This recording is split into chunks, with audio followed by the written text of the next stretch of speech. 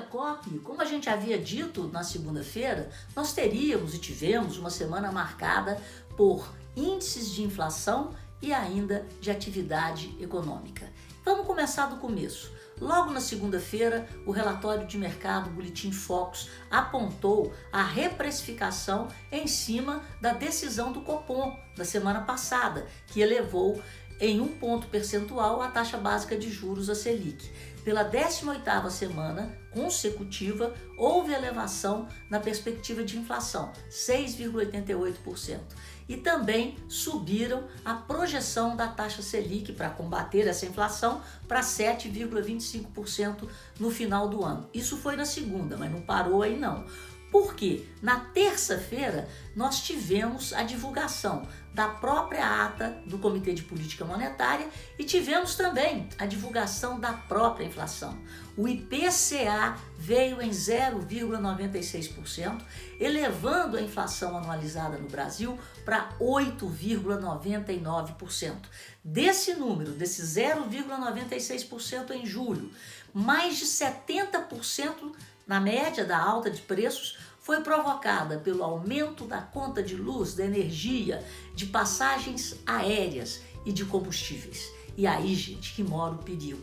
O aumento da energia vai continuar, não vai ter nada que possa ceder por causa da crise hídrica. As passagens aéreas já é um reflexo da retomada do setor de serviços e nós podemos ter na inflação de agosto outros itens do setor de serviços pressionando.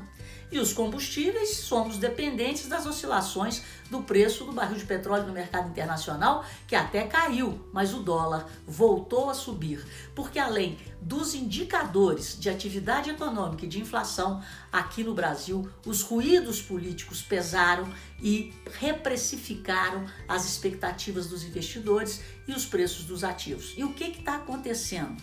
Aquilo que seria votado não foi votado. A mini reforma tributária, em especial aquela que trata do imposto sobre a renda. Órgãos como a FIENG, a Fiesp, estados e municípios foram contra o texto reapresentado pelo relator, porque, segundo estados e municípios, eles teriam uma perda de 16,5 bilhões e eles não querem, não dá para perder numa época dessa.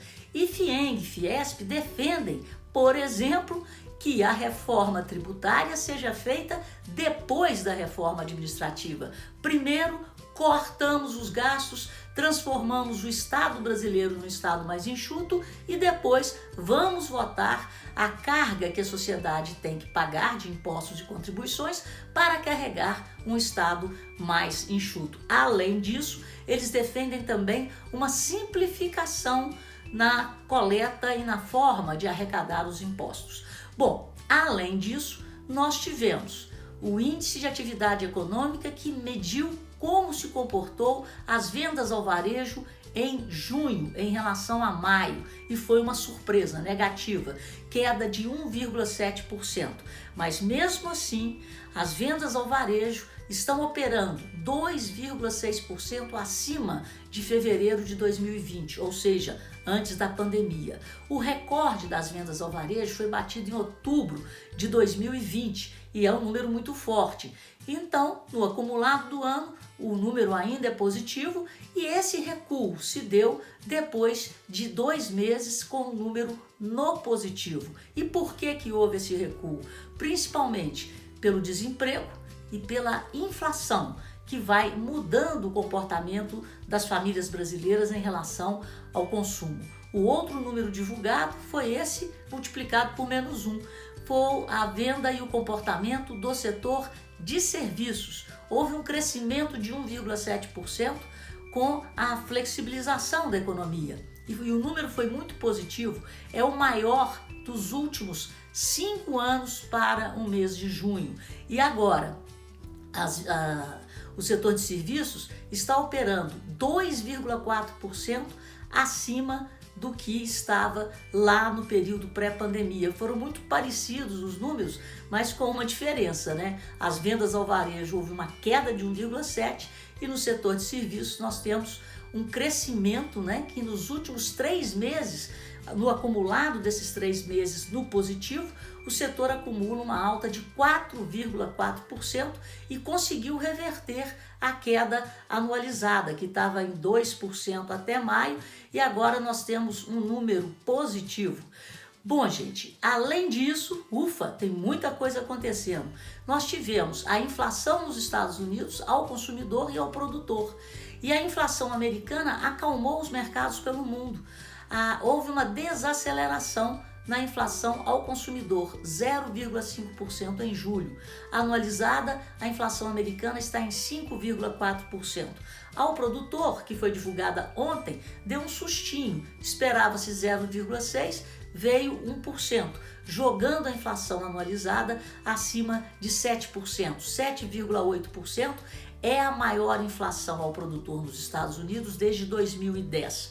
Mas essa desaceleração na inflação ao consumidor tranquilizou as bolsas e os investidores globais, que apostam que os juros nos Estados Unidos serão mantidos baixos e os estímulos monetários continuarão também na terra de Tio Sam, que aprovou um mega pacote de infraestrutura de mais de 3 trilhões de dólares, e isso vai ajudar na recuperação da economia global. E aí, tá fazendo o quê? Tô sabendo, se preparando de coração, mente e alma para o Copa Esporte na sua 17ª edição, e tem muita novidade. Nós estamos falando de e-games, jogos eletrônicos, e você poderá contar com a participação de seus familiares, se eles quiserem integrar ainda mais essa sociedade cooperativa. As inscrições começam agora em agosto, vão do dia 16 ao dia 31. No dia 30 de setembro vai ter uma grande mesa redonda para discutir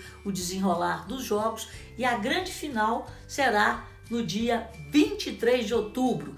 E você aí do agronegócio, preocupado com os impactos do clima nos seus negócios, não deixe de assistir ao webinar que foi promovida pelo Sistema OSENG sobre os impactos do clima na agricultura. O link para acesso tá aqui. Te encontro na segunda.